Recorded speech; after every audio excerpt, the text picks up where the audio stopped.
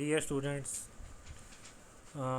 सदिशों के समाकलन के आज इस लेक्चर में सबसे पहले मैं एग्जांपल 5 में जैसे कि हमें दिया है, इसने समाकलन कीजिए D square D two R बटा में D T square is equal to minus N square are.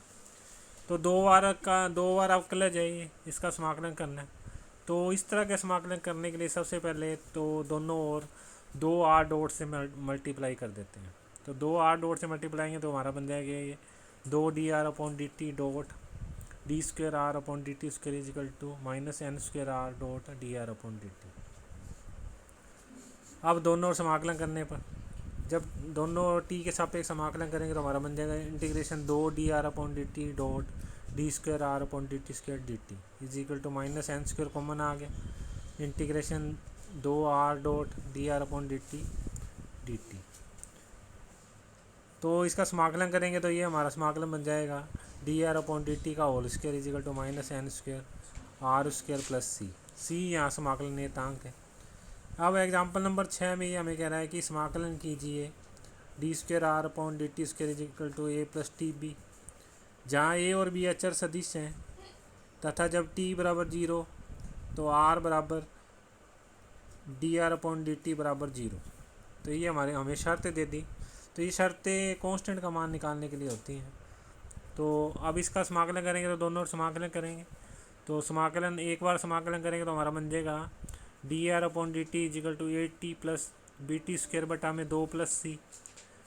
अब एक बार पुनः समाकलन कर देते हैं। तो पुनः समाकलन करेंगे तो D R by D T का समाकलन R is equal to A T square बटा में 2 प्लस बी टी क्यूब बटा 6 plus C T plus D. यहाँ सी और डी समाकलन नियतांक है। अब जो हमें शर्तें दी थी, प्रारंभिक शर्तें, उनका उपयोग करके ये जो कांस्टेंट है हमारे सी और डी है इनकी वैल्यू निकालते हैं। तो हमें जो शर्त दी थी वो जब टी बराबर 0 तो आर बराबर 0 वह D R upon D T is equal to 0, ये हमें शर्त दी हुई है। तो ये वैल्यू रख देते हैं इसमें। एक तो आर बराबर जो हमारी समीकरण नंबर 3 है और एक समीकरण नंबर 2, इनमें ये वैल्यू रखते हैं तो हमारा बन जाएगा D R upon D T बराबर 0 जब टी बराबर 0 तो ये रखेंगे तो सी बराबर 0 आएगा वहाँ से। और समीकरण नंबर 3 से जब आर बराबर 0 तो जब टी बराबर 0 तो आर बराबर 0, तो यहाँ से डी बराबर 0 आ जाएगा। अर्थात हमारे जो कांस्टेंट थे समाकलन नियतांक सी बराबर 0 डी बराबर 0 आया। अतः जो हमारा हल है वो आर इजिकल टू 80 स्क्वेयर बटा 2 प्लस बी टी क्यू बटा 6, ये हमारा आंसर आ गया। इसी तरह से एग्जाम्पल नंबर 7 में हमें किसी कण का त्वरण दिया हुआ है। त्वरण बराबर ए बराबर डी वी बटा D T is equal to 12 cos 2 T I cap minus 8 sine 2 T J cap plus 16 T K cap. अब जो शर्तें दी हैं वो टी बराबर 0 पर वेग वी और प्रतिस्थापन आर 0 है। तो किसी समय पर हमें वी और आर ज्ञात करना है। वी मतलब वेग। तो अब जो हमें त्वरण दी है, त्वरण का हम दोनों ओर समाकलन कर देते हैं। तो समाकलन करेंगे तो D V by D T का टी के सापेक्ष समाकलन कर दिया तो वी है, और राइट हैंड साइड में आई कैप को बाहर आ गया तो 12 कोस 2 टी डी टी का समाकलन। तो कोस का समाकलन जो होता है वो साइन 2 टी बटा में 2 होता है, और ये समाकलन कर दिया तो हमारा जो वी है वो आएगा 6 साइन 2 टी आई कैप और plus 4 cos 2 T J cap plus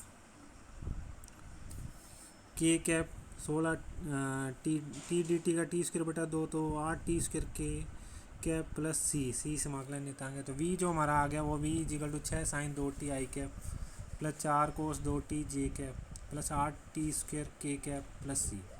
अब जो हमारी शर्त है टी बराबर 0 पर वी बराबर 0 तो वो रख दी यहाँ पर। तो उससे हमारे पास जो सी की वैल्यू है वो आ गई 4 जे कैप, क्योंकि साइन 0 0 होता है और कोस 0 1 होता है। तो सी की जो value I 0 equal to 4 J cap plus C, तो सी आया वो हमारा माइनस 4 जे कैप। तो ये वी में जो समीकरण नंबर 1 में सी की वैल्यू रख देते हैं तो हमारा जो वेग है वो आया वेग is equal to 6 sine 2 T I cap plus 4 cos 2 T minus 4 bracket में J cap plus 8 T square K cap. तो ये हमारा वेग आ गया।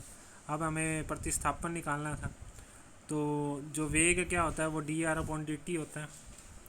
तो इसका समाकलन कर देते हैं टी के सापेक्ष। तो D R upon D T तो आर आ गया। तो R is equal to I cap integration 6 sine 2 T D T plus 4 j cap integration cos 2t-1 का इंटीग्रेशन टी के सापेक्ष plus 8 k cap integration t²dt।